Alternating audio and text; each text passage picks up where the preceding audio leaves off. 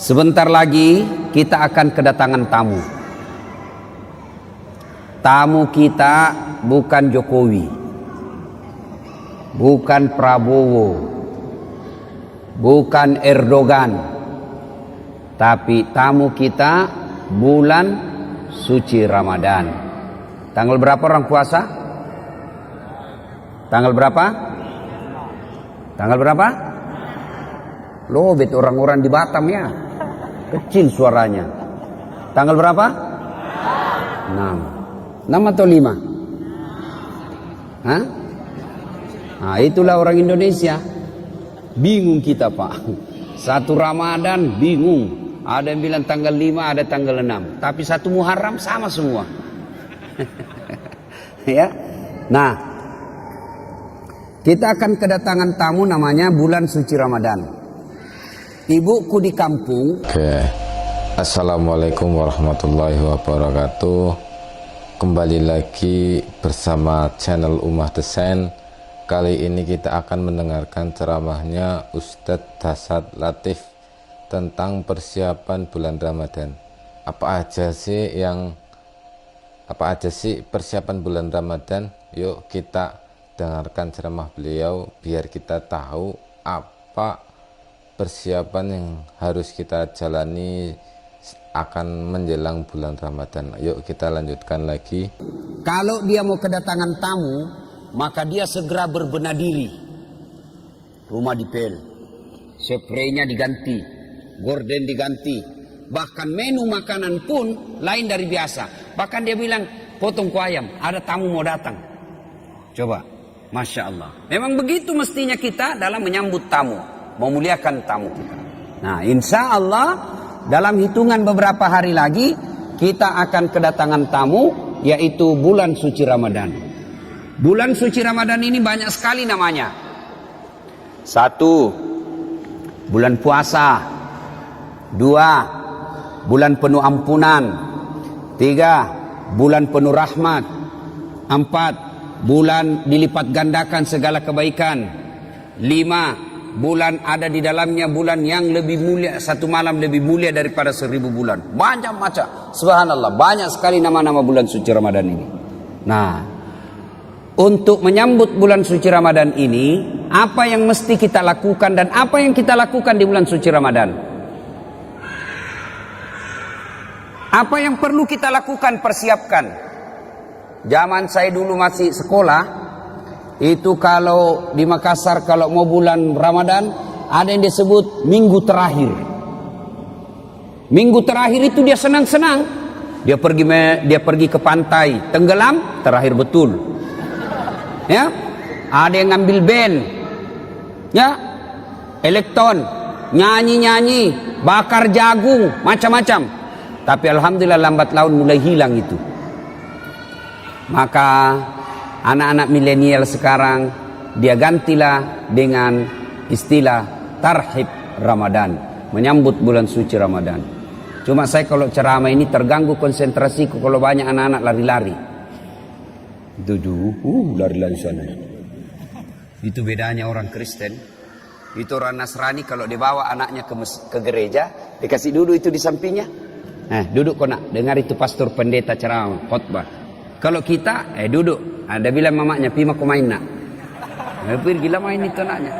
Dan begitu ditanya siapa anak itu, tidak ada yang mau ngakui, malu diakui anaknya. Ya, ya Bapak, saudara-saudara sekalian, apa yang perlu kita lakukan menyambut bulan suci Ramadan ini?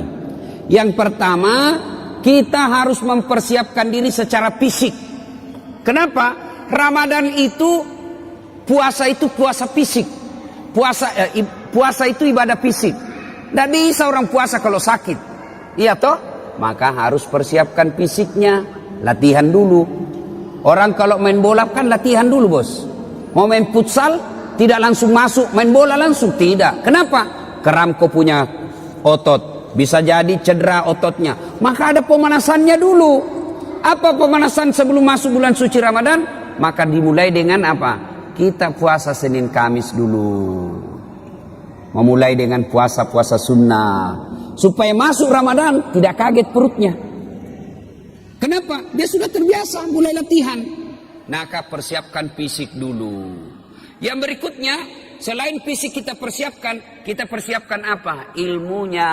Datang di sini, datang pengajian-pengajian begini. Maka adik-adik sekalian, bacalah ilmu, baca kitab. Supaya apa? Masuk Ramadan kita tidak bingung.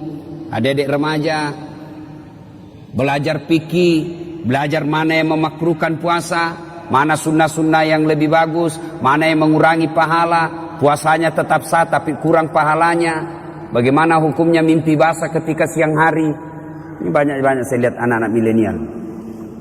Anak-anak SMA tuh, Ustaz, bagaimana hukumnya kalau kita lagi puasa siang hari mimpi basah? Ada tuh mimpi basah kalau siang tuh? Iya. Puasanya sah dengan catatan begitu bangun langsung pergi mandi. Bangun langsung mandi. Kalau mimpi, kalau kreatif sendiri batal. Batal puasamu bosnya. Nah, itu harus ditahu semua itu. Termasuk bapak-bapak.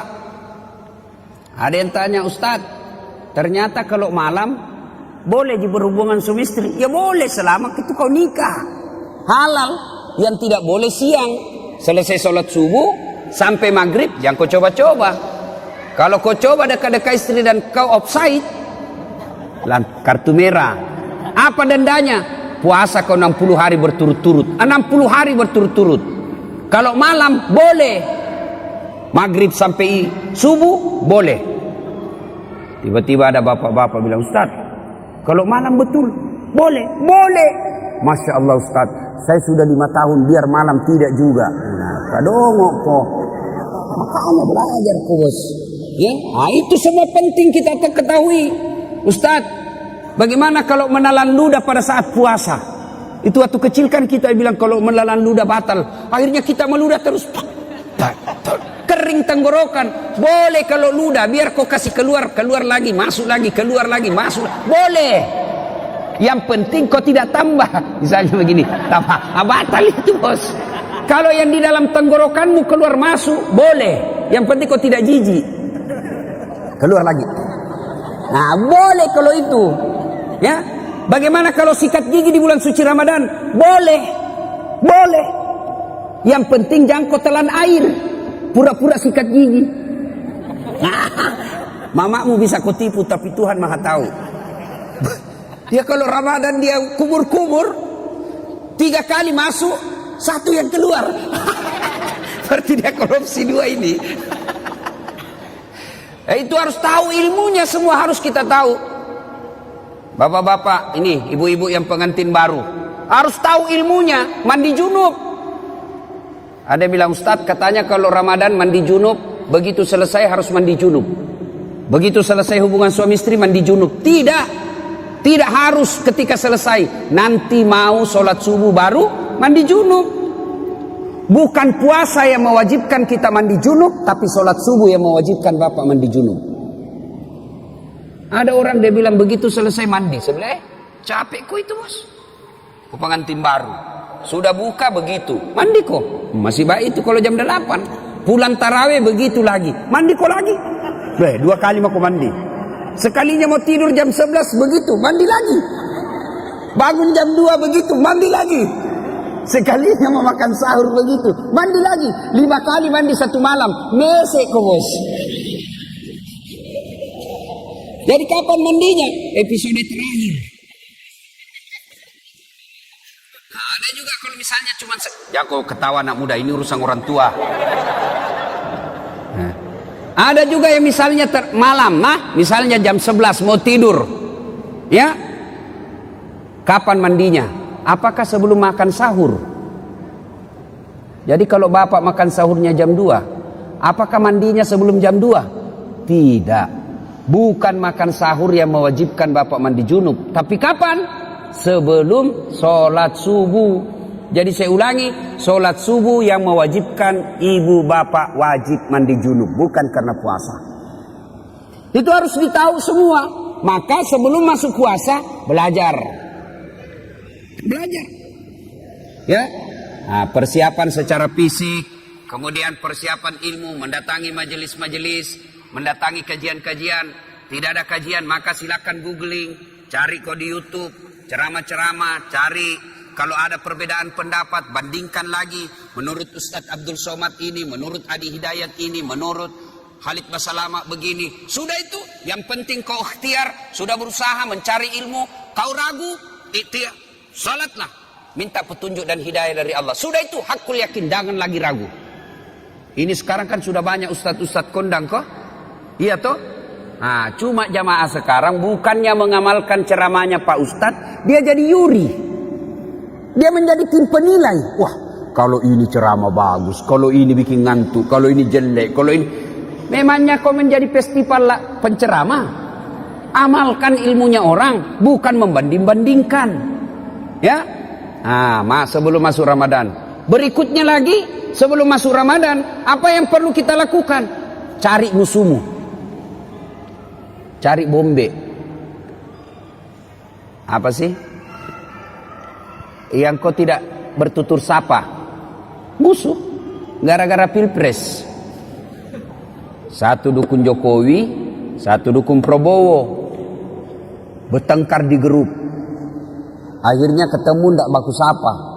Assalamualaikum, dia tahu kalau saya tunda dulu salamku deh, karena nanti saya baku hadapan. Nanti selesai baru assalamualaikum. Padahal duduk samping. Selama masih musuhan, minta maaf.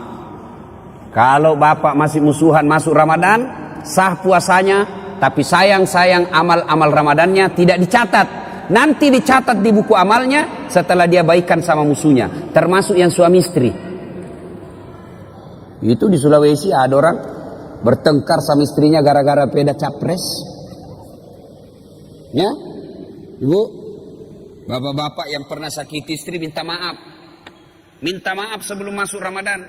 Bagaimana cara minta maafnya? Jabat tangannya, senyum, pandang matanya, jangan jabat tangan. Oh, senyum kok bos. Ada orang jabat tangan menakutkan matanya. Oh ya, kok tidak ikhlas itu, senyum. Sudah itu apa? Salawat kepada Nabi. Allahumma shalli ala sayyidina Muhammad wa ala sayyidina Muhammad. Berikutnya sebut judulnya dosa. Bu, maafkan saya bu. Kata istrinya, kenapa pak? Apa judulnya? Nggak enak saya. Sudah menonton sampai akhir video ini. Jangan lupa like and subscribe dan share channel ini agar bisa berkembang. Oke, assalamualaikum warahmatullahi wabarakatuh.